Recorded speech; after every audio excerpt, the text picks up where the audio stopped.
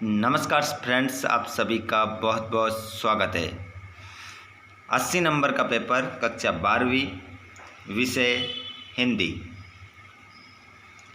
Higher secondary परीक्षा 2023-24 के लिए यह एक वायरल पेपर है।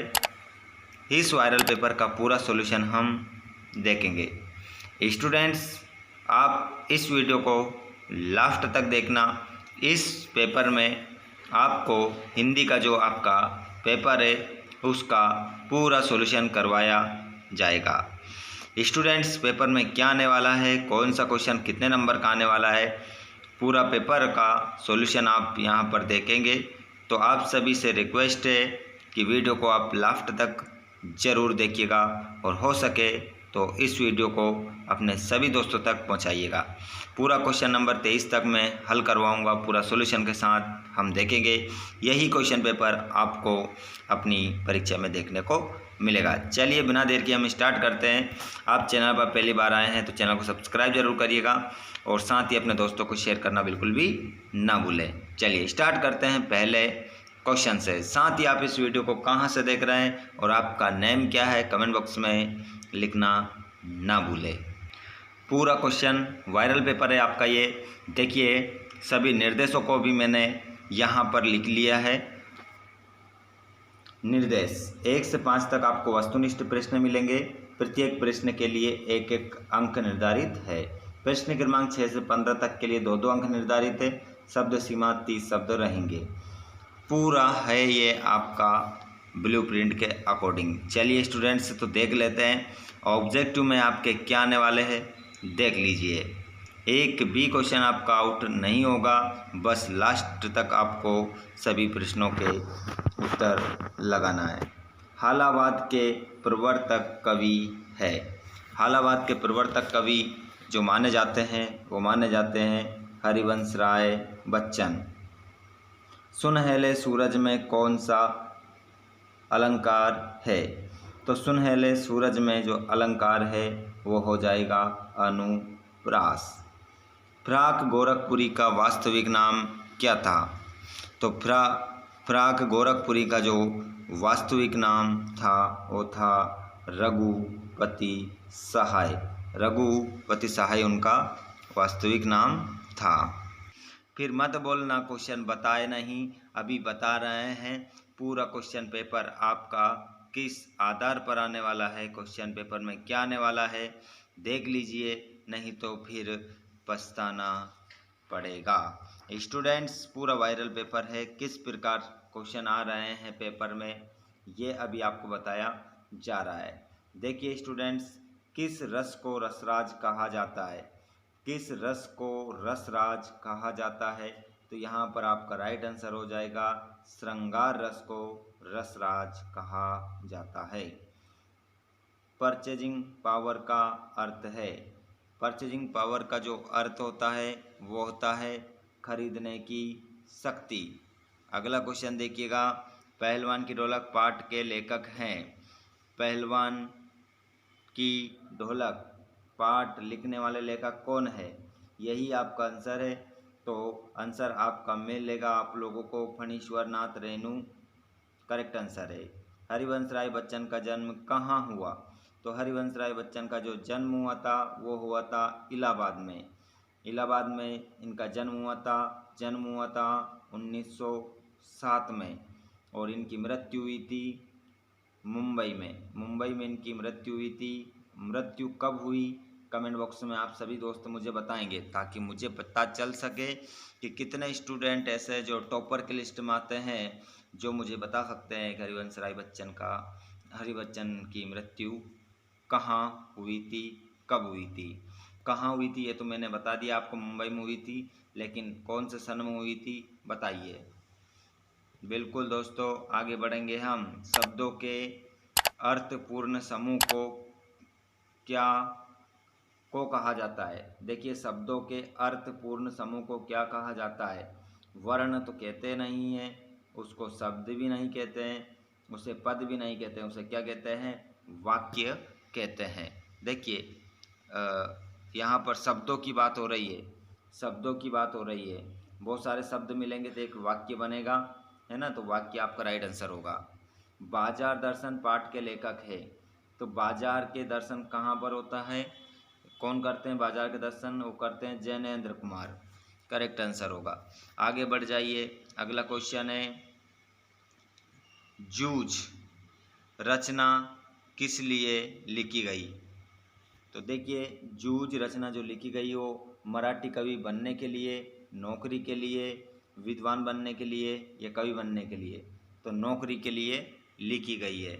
अगला क्वेश्चन है समाचार लेखन की शैली है। देखिए समाचार लेखन की शैली जो होती है वो होती है उल्टा पिरामिड शैली।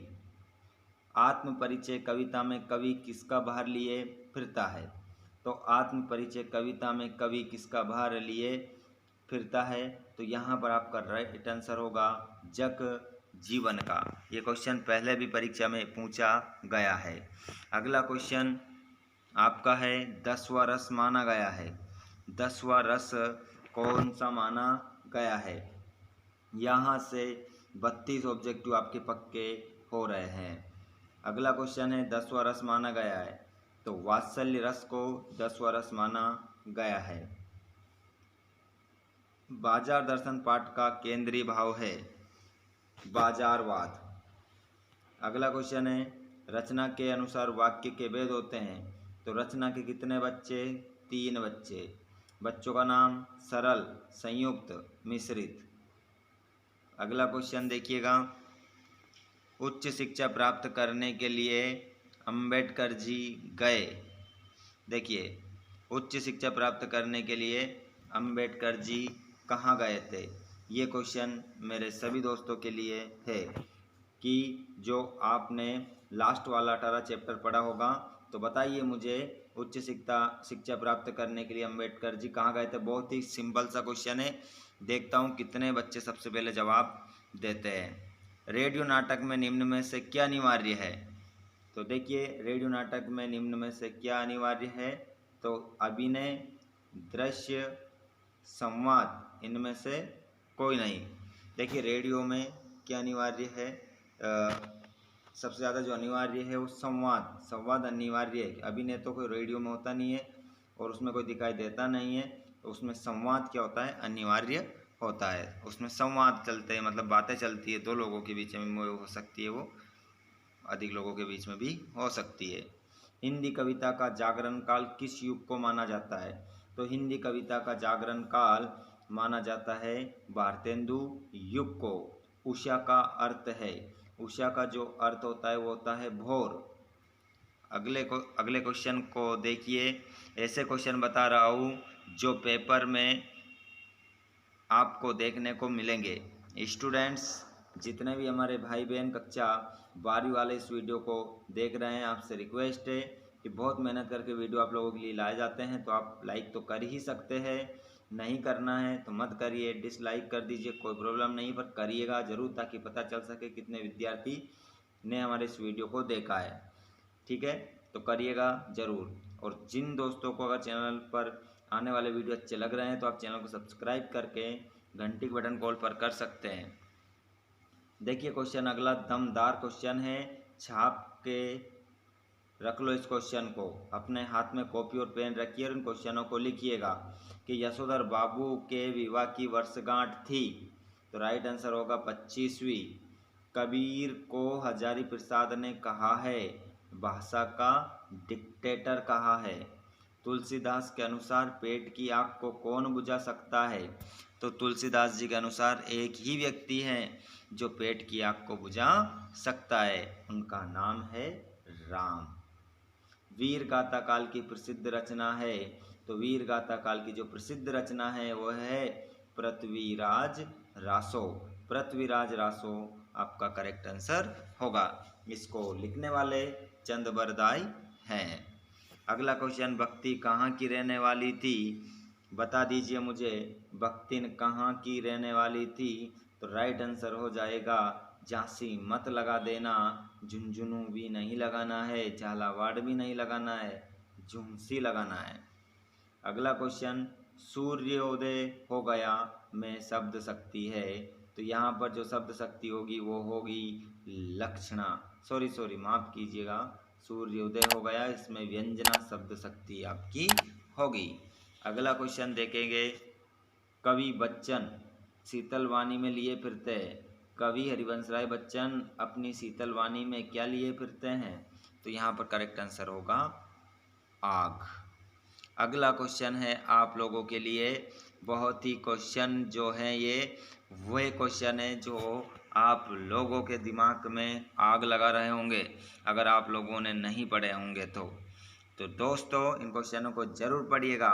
अब यहाँ पर क्वेश्चन नंबर 27वां, जिटोत का अर्थ है, जिटोत का अर्थ होता है देवर, जेठ का पुत्र, जेठ का पुत्र आपका राइट आंसर होगा।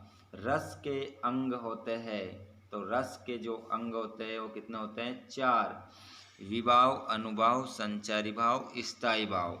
अगला क्वेश्चन देखिए, अगला क्वेश्चन है, जिस काव्य को सुनने या पढ़ने से मन पुलकित हो उठे और कानों को मधुर प्रतीत हो वहाँ कौन सा गुण होता है? तो वहाँ पर जो गुण होता है माधुर्य गुण होता है। अगला क्वेश्चन देखेंगे आप 30, सिल्वर वेडिंग कहानी में किसनदा का वास्तविक नाम क्या था? तो किसनदा का वास्तविक नाम था कृष्णानंद पांडे। किसी खबर का घटना स्थल से सीधा प्रसारण कहलाता है? Anchor bite, phone in, anchor package, live, live कहलाता है। अगला क्वेश्चन, क्वेश्चन नंबर 32 और ऑब्जेक्टिव नंबर आपका 32 है। तो स्टूडेंट्स, अतिसूदो स्नेह को मार्ग है, जहाँ ने को शयनपन बाक नहीं पंक्ति में गुण है। तो इस क्वेश्चन का आंसर अगर आपने मुझे बता दिया तो मैं मान लूँगा कि आप की जो तैयारी चल रही है कक्षा 12वीं में अच्छे अंक प्राप्त करने के लिए, तो स्टूडेंट्स हो जाइए स्टार्ट और इस प्रश्न का उत्तर कमेंट बॉक्स में बताइए। अतिसूदो स्नेह को मारक, इसमें आपको गुण बताना है, ठीक है। और एक ऑप्शन मैं आपको दे देता हूँ, इसमें ओज गुण नहीं है और इसमें मणिमाल भी नहीं है, इसमें माधुर्य और प्रसाद में से एक गुण है, बता दीजिए। लाइफ लाइन मैंने आप लोगों को दे दी है, तो यहाँ पर जल्दी से मुझे राइट आंसर का जवाब दीजिए। इंतज़ार करूँगा मैं आप लोगों का। इस क्वेश्चन के आंसर का सही आंसर दीजिएगा, गलत आपको टिक नहीं करना है, सोचिएगा समझिएगा। मिलते हैं स्टूडेंट्स नेक्स्ट वीडियो में। आगे मैं आप लोगों को और भी क्वेश्चन बताऊंगा, आपकी तैयारी ज़बरदस्त हो जाएगी अगर डेली आपने वीडियोस को देखे। तो धन्यवाद, thanks for watching, God bless you all.